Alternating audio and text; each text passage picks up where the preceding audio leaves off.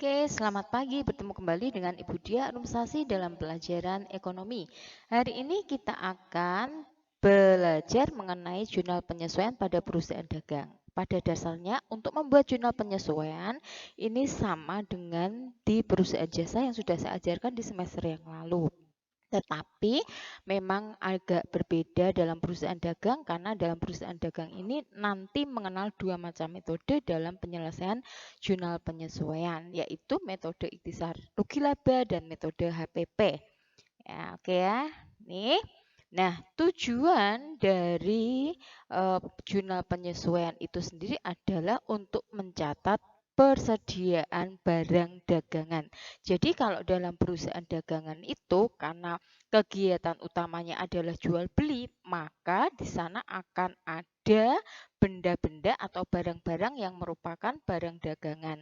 Nah, barang dagangan itu biasanya perusahaan akan memiliki persediaan atau stok ya, sehingga perputaran dari barang yang dijual itu menentukan juga untung dan ruginya ya. Kemudian untuk perusahaan yang baik, dia akan menganalisa pasar, kira-kira barang yang laku itu apa, maka dia akan berani berspekulasi untuk menyimpan lebih banyak persediaan barang tertentu ya. Oke. Jadi ini nanti mungkin akan dipelajari di dalam materi yang lainnya ya, tapi intinya untuk ayat jurnal penyesuaian ini adalah digunakan untuk mencatat persediaan barang dagangan dalam satu perusahaan dagang. Nah, kemudian apakah yang disebut dengan persediaan barang dagangan itu sendiri ya?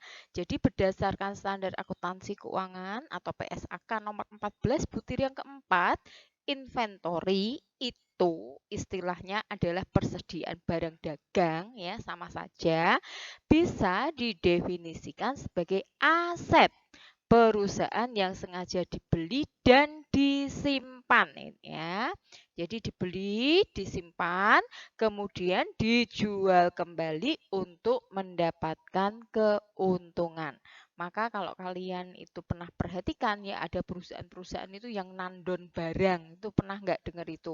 Nah, tujuannya apa toh? Nanti ketika misalnya barang itu menjadi sedikit langka atau langka, ketika harganya naik, dia akan memperoleh keuntungan yang lebih banyak. Kenapa? Karena dia menyimpan atau nandon. Ya, maka dari itu pemerintah dalam hal ini kadangkala untuk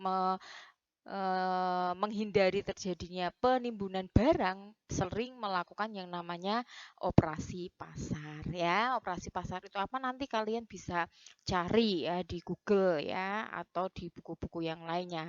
Ya, itu terkait dengan materi monetary fund atau istilahnya dana moneter atau istilahnya kebijakan moneter ya, ternyata saling berhubungan ya. Jadi intinya persediaan barang ini fungsinya dibeli, disimpan, dan kemudian dijual, tujuannya untuk memperoleh keuntungan. Nah, ini yang saya katakan tadi bahwa dalam ayat jurnal penyesuaian perusahaan dagang itu dikenal dua hal, yaitu metode ikhtisar laba dan metode HPP. Keduanya harus dipelajari, harus tahu perbedaannya, harus dipahami. Mengapa? Karena ketika kalian tidak bisa memahami materi yang ini, kalian tidak bisa membuat kertas kerja 10 kolom atau worksheet-nya. Nah, ketika kertas kerja 10 kolom atau worksheet tidak bisa dikerjakan, maka kita juga tidak bisa membuat laporan keuangannya. Ingat loh ya, yang namanya akuntansi itu adalah materi siklus. Jadi memang kalau kalian tidak paham di awal, pasti akan kesulitan di belakangnya ya. Oke, berikutnya. Apa yang dimaksud dengan ikhtisarul laba? Jadi, di dalam ikhtisarul laba ini yang disesuaikan adalah hanya dua hal ini sebenarnya, yaitu persediaan awal dan persediaan akhir saja. Lah caranya bagaimana? Nanti persediaan yang awal itu di debit akan dipindah di kredit. Nah, sebaliknya persediaan akhir yang muncul sebagai angka yang baru itu akan diletakkan di debit dengan cara memunculkan ikhtisar rugi laba.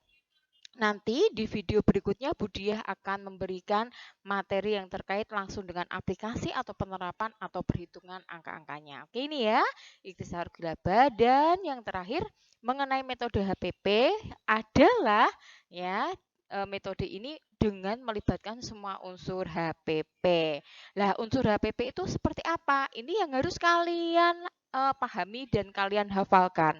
Berupa persediaan barang awal, barang akhir, pembelian, beban angkut pembelian, retur pembelian dan pengurangan harga, dan potongan pembelian. Ya, jadi ini kita bisa melihat secara langsung bahwa komponen dalam HPP itu lebih banyak, ada 6. Sedangkan kalau ikhtisarul laba ini hanya 2 tadi, yaitu persediaan barang awal dan barang akhir.